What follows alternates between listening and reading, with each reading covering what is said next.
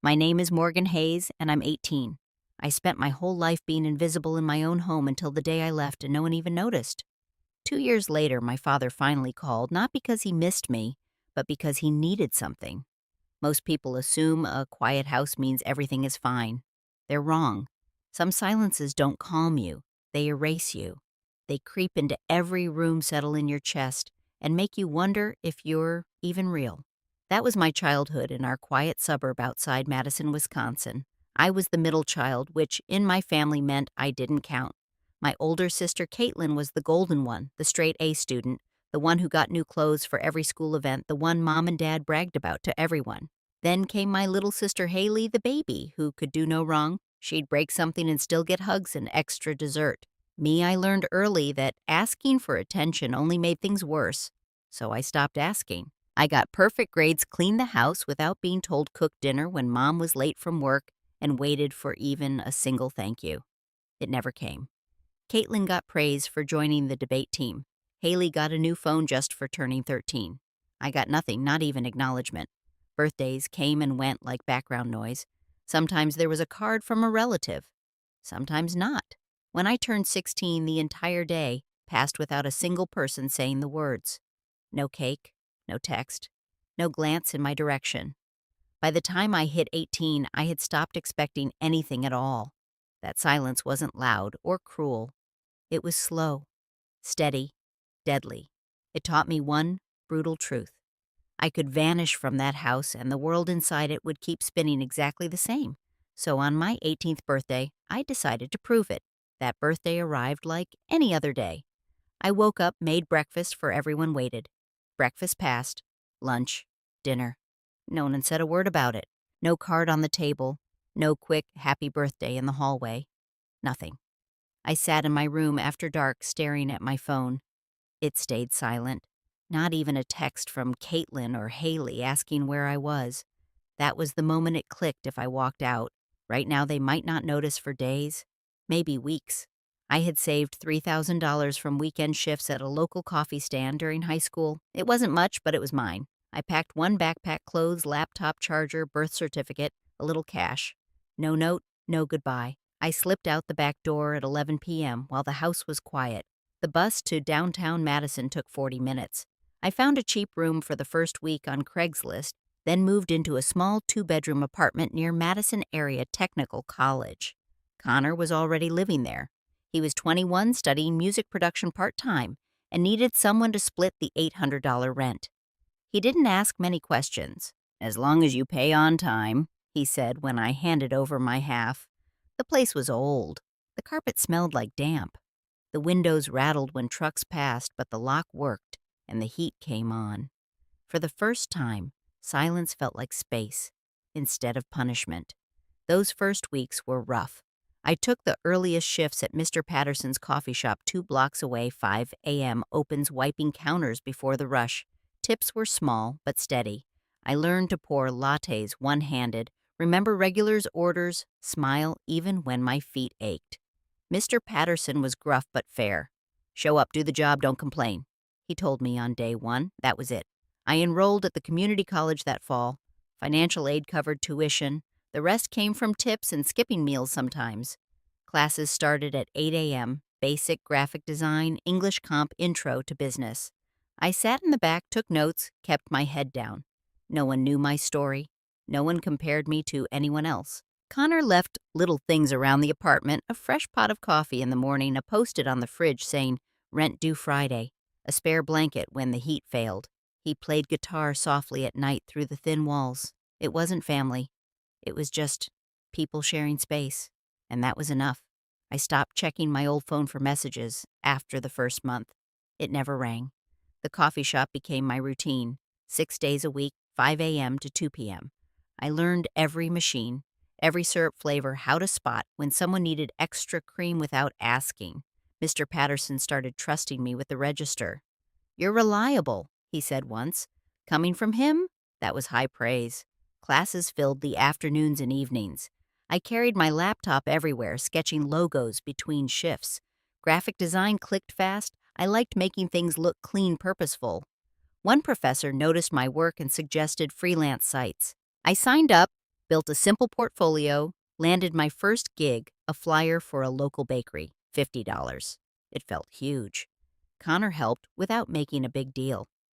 He fixed my ancient laptop when it crashed, showed me free software for editing. "You're good at this stuff," he said after seeing one of my mock-ups. We split groceries, sometimes ramen eggs, whatever was on sale. We argued over whose turn it was to clean the bathroom, but never seriously. I avoided going near the old neighborhood. Madison is small enough that I could run into someone, but I stuck to the east side near campus. No one from home reached out. Not Dad, not Mom, not Kaitlyn or Haley. 2 Christmases passed with zero contact. I spent them working doubles and eating takeout with Connor. The quiet didn't hurt anymore. It just was. I paid bills on time. I finished assignments early. I slept without waiting for someone to notice I existed. One evening after a long shift, I sat on the fire escape with a cheap coffee and watched the city lights. For the first time in years, I didn't feel like I was hiding. I felt like I was starting. The college library had terrible Wi-Fi, but it was quiet and open late. That's where I met Shelby. She was hunched over a laptop cursing at a crashed file. I offered to look. 10 minutes later, the project was saved and backed up. She laughed. "You're a lifesaver. I'm Shelby." We started working together on small freelance jobs, logos for student clubs, social media graphics for local events. She knew marketing. I knew design. We split the pay 50-50. Our first real client paid $200 for a website header. We celebrated with pizza in the dorm lounge. Logan worked the tech help desk in the same building. He fixed printers, reset passwords, explained software without making anyone feel dumb. One night, I couldn't get my file to upload. He walked over, sat down, and sorted it in 5 minutes. "There. Should be good now." No fuss. Just calm competence. We started talking after that. Coffee breaks turned into walks across campus. He listened when I mentioned bits of my past without pushing for details. "You seem like you've got things figured out," he said once. I almost laughed. But he wasn't wrong anymore. Freelance picked up. I built a website for a nonprofit animal shelter, another for a yoga studio. Money came in steadily enough to cover rent, food, books, even a little extra. I upgraded my laptop, bought better headphones, small wins that added up. 2 more birthdays slipped by, unnoticed by my old family. I didn't mind. Connor threw a low-key dinner with Shelby and Logan, takeout tacos, a cheap cake. They sang off-key. It was the first birthday in years that felt real. Life settled into a rhythm I controlled. Mornings at the coffee shop, afternoons in class or on freelance deadlines, evenings with Shelby brainstorming projects or Logan walking me home. Connor still blasted music through the walls, but I didn't complain. I finished my associate degree that spring and transferred to the university downtown. More classes, higher stakes, but the same determination. Financial aid stretched further now that I had steady side income. The apartment felt like home. Not perfect, leaky faucet, noisy neighbors, but mine. I hung posters, bought plants, cooked real meals instead of instant noodles. No calls came from the old house, no texts, no surprise visits. 2 full years of absolute silence. I used to check my phone obsessively. Now I forgot it existed sometimes. Shelby and I landed bigger clients. A local brewery needed branding. We charged $800 total. Logan helped build the mock-ups on his days off. We worked late, laughed a lot, split the cash 3 ways, even though he said he didn't need it. I started saving. A real savings account. Emergency fund. No more living paycheck to paycheck. It felt like proof I could stand on my own. The silence from my family didn't sting. It confirmed what I'd known since 18. They were fine without me. And I was more than fine without them. My phone buzzed on the kitchen table one Tuesday evening. I glanced at the screen. Dad Mobile. I froze. 2 years and 3 months since I'd seen that name. I let it go to voicemail. The notification popped up seconds later. "Hey, Morgan, it's Dad. Been a while. We were wondering how you're doing. Your mom keeps asking. Give us a call when you can." Casual, like I'd just been away for a weekend. 2 days later, a text from Kaitlyn. "Dad's been trying to reach you. It's important. Call him. No, how are you? No, we miss you. Just instructions." I showed Logan the messages. He read them quietly. Sounds like they want something. I knew he was right. The voicemails kept coming. Dad left 3 more over the next week. Each one, the same tone, mild concern, no urgency, no real questions about where I'd been or if I was safe. I listened to the last one in the dark. "Morgan, we need to talk about family stuff. Grandma passed last month. There are some papers. Call me." There it was. Not grief for me. Not regret. Papers. I stared at the ceiling. The old ache tried to surface, but it couldn't find purchase. I'd built too much distance. I texted back one line, "Meet me at the coffee shop on State Street. Saturday, 10 a.m., 1 hour, neutral ground, public, limited time." Logan squeezed my hand when I told him. "Go in knowing what you want to say. Leave with the same." Dad was already there when I walked in. He looked smaller than I remembered, grayer hair, tired eyes. He stood up awkwardly. "Morgan, you look good." I sat across from him. No hug, no small talk. He stirred his coffee too long. "It's been a long time." 2 years, I said. He nodded. "We thought you were staying with friends at first. Then time passed." I waited. "Grandma left some money, $45,000 in a trust. The lawyer says all of us kids need to sign off before anyone can access it. You included. No apology, no 'where have you been?' Just the paperwork." I leaned back. "That's why you're calling now." He shifted. "We want to reconnect too. The house feels empty without you." Empty when it suited them. I thought about the birthdays, the silence, the way they never looked for me. "I'm not signing anything," I said. His face changed. "Morgan, this is family money. It's for all of us. It's not my money anymore, and you're not my family in the way that matters." He stared. "You don't mean that."